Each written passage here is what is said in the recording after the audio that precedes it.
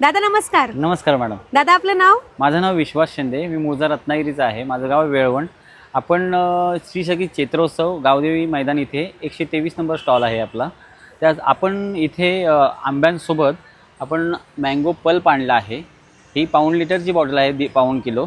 350 रुपये आहे. ओरिजिनल हापूस आंब्याचा पल्प आहे. याच्यामध्ये विदाउट प्रिझर्वेटिव्ह हा सेव्ह करून ठेवला आपण. हा तुम्ही बनवता? हो, आपल्या घरी सर्व जे आहे सगळे आयटम आहे ते आपल्या घरीच बनतात. आणि याच्यामध्ये कुठले प्रिझर्वेटिव्ह कलर किंवा ॲडिसिव्ह कुठं म्हणजे इसेन्स वगैरे काही नाही. ओके. हा किती वर्ष तरी टिकतो? हा ते 1 ते 1.5 वर्ष टिकवेल. ओके, 1 ते 1.5 वर्ष टिकणार. हो, हो. अरे वा. अजून काय काय आणलं आपण? त्याच्यानंतर आपण आणलंय आगळ आहे. आगळ हे कोकम अर्क असतं ते आहे. अर्धा लिटरमध्ये आहे आणि 1 लिटरमध्ये पण आपल्याकडे अवेलेबल आहे. हा आपण कशासाठी वापरतो? हा आपण सोलकढी किंवा आपण मच्छी वगैरे त्यामध्ये आपण वापरतो किंवा जेवणाची टेस्ट येण्यासाठी हे वापरतो आपण. त्याच्यामध्ये हा आंबट आहे का? हा, याच्यामध्ये आंबटपणा असतो. त्याच्यामध्ये गोडसरपणा बिलकुल नसतो. ओके, कारण की 2 फ्लेवरचे काहीतरी अच्छा. येतात. आणि आता आपण दुसरा फ्लेवर बघतोय तो कोकमचाच आहे. हे कोकम सिरप आहे. हे उन्हाळी थंडावा मिळण्यासाठी लोक हे याचा वापर करतात फ्रेशनेस येण्यासाठी. ह्याच्यामध्ये पण कलर किंवा काही म्हणजे कुठलं दुसरं ॲड वगैरे काही केलेलं नाही आहे. ओके. हा कसा बनवतात म्हणजे? हा आपण कोकमची सोलमध्ये साखर ठेवून उन्हामध्ये ठेवून त्याचं जे अर्क निघतं ते त्याला म्हणतात एक कोकम सरबत. ओके. आपल्याला जर घरी बनवायचं असेल हे तर कसं बनवायचं? म्हणजे ग्लासात वगैरे पाण्यात कसं? आपल्याला ग्लासात जर बनवायचं असेल तर 1 ग्लास पाण्यामध्ये 5 ml जर टाकलं तर एकदम खूप स्ट्रॉंग असं कोकम सरबत बनतं. त्याच्यामध्ये साखर टाकायची बिलकुल गरज नाही. ओके, बिलकुल साखर टाकायची गरज बिलकुल नाही. बिलकुल. ओके. अजून काय आणलं आहे आपण? त्याच्यासोबत ही त्याच्यामध्ये मोठी बॉटल आहे 800 ml ची. त्याच्यामध्ये पण आपण कोकम सिरप अवेलेबल करतोय लोकांसाठी. आणि त्याच्यासोबत आपल्याला कोकम आमसुलं हे आपल्याकडे मच्छी किंवा इतर काही गोष्टीमध्ये लागतं भाजीमध्ये. बरोबर, मच्छीमध्ये वगैरे हो. टाकलं जातं आमसूल. तर ते आमसुलं हे आहेत. हे पाव किलोमध्ये पॅकेट अवेलेबल आहे. आणि त्यासोबत आपल्याकडे एक मेन खास आकर्षण म्हणजे कोकमचा राजा. अरे हापूस वा, आंबा.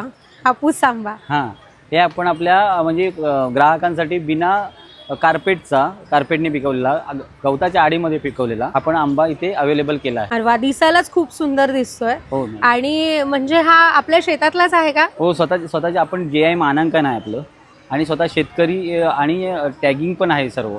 त्यामुळे ह्याचे शासनमान्य हा, जसं म्हणायला गेलं तर शासनमान्य ही बाग आहे आमची. त्या बागेतला हा आंबा आहे.